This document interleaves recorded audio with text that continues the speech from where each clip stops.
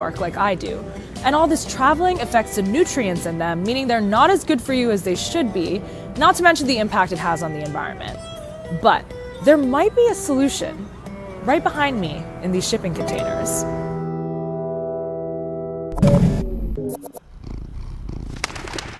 The way we get our food is completely messed up. In fact, on average, our produce travels 1,500 miles before getting to us. This kale is certainly much healthier than having a bag of potato chips, but not all kale is created equal, so to speak. As soon as a vegetable or a fruit is picked, it starts deteriorating. There is a nutrient loss that is happening every day. So you're buying a bag of spinach that was grown in California and was picked and sitting in cold storage and then washed and dried and sitting in cold storage some more and then sent to a packer to put into those cellophane bags and sealed and then in cold storage again and then gone on a truck or a train and come across the United States and goes into a distribution center and sits some more, and each day there's this nutrient loss. Is it bad for you? It's not bad for you, but it doesn't have that like spinach benefit that you think you're getting, that you've conditioned yourself into believing that you're getting. But there's one guy who thinks he has a solution. And he's Elon Musk's brother, Kimbal. Eric, are you excited to meet him? I'm stoked.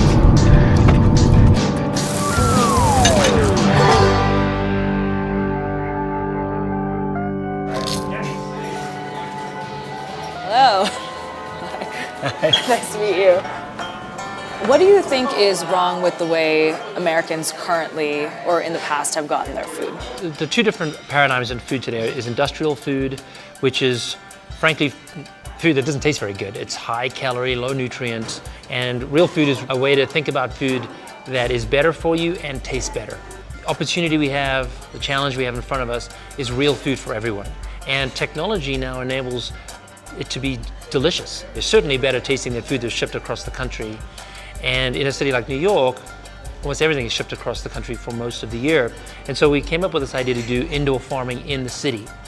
And we're doing it in Brooklyn, 10 farms, the same containers you see on the back of ships. We turn them into an indoor farm, the equivalent of a 2-acre outdoor farm in the heart of Brooklyn. All right, now back to Brooklyn. So it is the dead of winter, and I am in a parking lot in the middle of Brooklyn where there are currently 10 shipping containers that are growing a variety of produce. These guys aren't using any soil, and they're using as much water as we typically use in our daily showers, which is crazy to me. Let's take a look inside. Hello. Hi! How are you? Good. Well, so this is your farm. This is my farm. How many things are you growing in here? We have arugula, radicchio, minutina, pak choy, kale, lettuces. When you think about farming in the middle of a city, you've really got to think about resources in a very different way, right? The first resource you think about is space.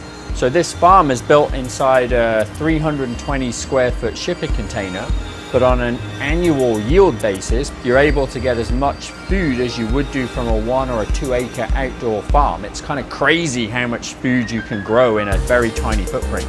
They also control the climate, so they can grow anything all year round. Yeah, this is some of the new stuff I've seeded, which is pretty cool. In the middle, I have a lettuce mix, 6 different varieties. This climate allows me to grow multiple things, and I personally am just really excited to try a bunch of stuff. I have some strawberries and poppies at the front of the farm that are really cool. They're pretty adorable. They're just the leaves right now. I get really excited about it, but you know. The next resource that you really think about is water usage. So in these systems, water drips down through the irrigation system. It's mixed with the right level of nutrients. Gravity does its thing and feeds the plant. And then the water is all captured in a tray at the bottom and is then recirculated. In fact, this whole farm runs on about 8 gallons of water a day, which is like less than your shower. And that's 95% less water than an outdoor farm would use. It's like you have an entire forest in here. I love it. These look good. This is like the first time in a while that I've been craving a salad. It's got a little bit of like a zing at the end. Yeah, it does. Okay, cheers. The other resource that we think about is electricity, right, and energy. So you'll notice these pink lights all over the farm. The reason for that is that actually the spectrum of light that the plant uses is the red and the blue spectrum. It doesn't need all of the other colors, right? And so what we do is we only push in the frequency of light that the plant needs to grow. Despite this, energy use overall is still a problem. In fact, 50% of Square Root's costs go to electricity. This is an issue many indoor farms have run into, and some have had to close because of it. All of these projects are important, but in order to do it, they need to heat, they need to have lights, and so there's so much energy costs to grow locally. So a small scale one is never going to be able to be sustainable economically. And so is this the most energy efficient that it could be, or is there kind of room for improvement? Oh, there's so much room for improvement. We are at the very, very early beginning stages of this whole industry, right? I would love to figure out how we put solar on the roof of the farms, right? So we can take these farms completely off the grid. So literally every day, we're thinking about ways to make this more sustainable and more cost effective, quite frankly. So what is the solution in a city like New York where so much of our produce is coming from quite far away? I think that any project that engages with our food and the human connection with people understanding where their food comes from is great. But it's still not a solution to be able to feed a city of 8+ million people. Even if it's heavily funded, even if the price drops, it's still one solution, but not the only solution. To be honest, what this has made me realize is that I think I really do want to go into farming. Given the growing population and densification of cities, we don't really have a choice. We can't just not grow enough food for the people that are living here.